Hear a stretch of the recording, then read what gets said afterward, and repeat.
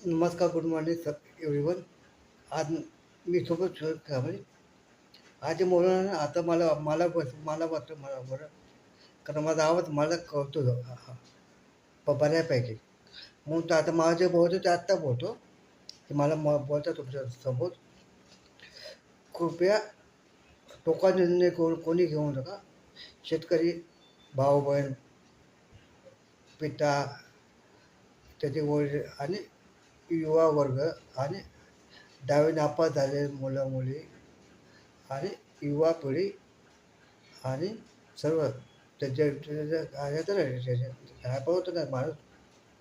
कळणं आपल्याला एक अशा क्षण होतो की आपल्याला काय करणार.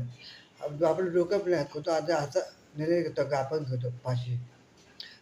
कृपया कोणी फाशी घेऊ नका, आत्महत्या करू नका, प्रयत्न करू नका, कोशिश करू नका प्लीज. काय यातना खूप असतात हो. मी तुझ्या भक्त म्हणून तुम्हाला सांगतो सर्वांना, जे हा व्हिडिओ तुम्ही तुम्हाला जर पटला हा व्हिडिओ तर तुम्ही शेअर करा. ही विनंती कारण का मात्र त्रास खूप होतो, खूप त्रास होतो. अर्धवट जगतो, अर्धवट आपण जगतो अपंग जीवन. माणूस वाचत 2 मिनिटं असतं. माझे डॉक्टर बोलले, माझ्या शिवाजी आसपास मित्र डॉक्टर ते बोलले, की सुबोध तू वाचलास ते वाचलास. असं परत करू नको, असं निर्णय घेऊ नको टोकाचा.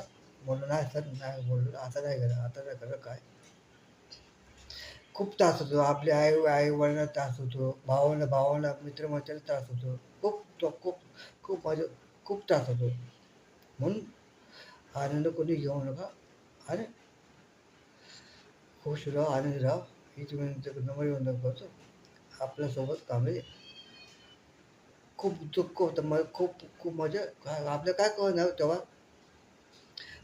माझे 15 वेळ गेले, माझे 15 वर्ष गेले आता. वाया गेले माझे 15 वर्ष. काय मिळणार मला? काय नाही. दुःख म्हणजे दुःख आणि दुःख. यातनं मन यात नाही. अर्धवट जगून मन यात नाही म्हणतात. बाकी काय नाही. असं तर जिंदगी एक सफर है सुहाना, या कल क्या हो किसने जाना. जिंदगी एक सफर है सुहाना, या कल क्या हो किसने जाना.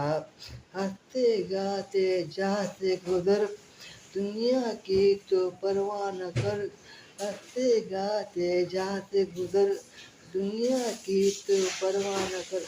मुस्कुराते हुए दिन बीताना, या कर क्या हो किसने जाना. उडले उडले असं झालं. खूप खूप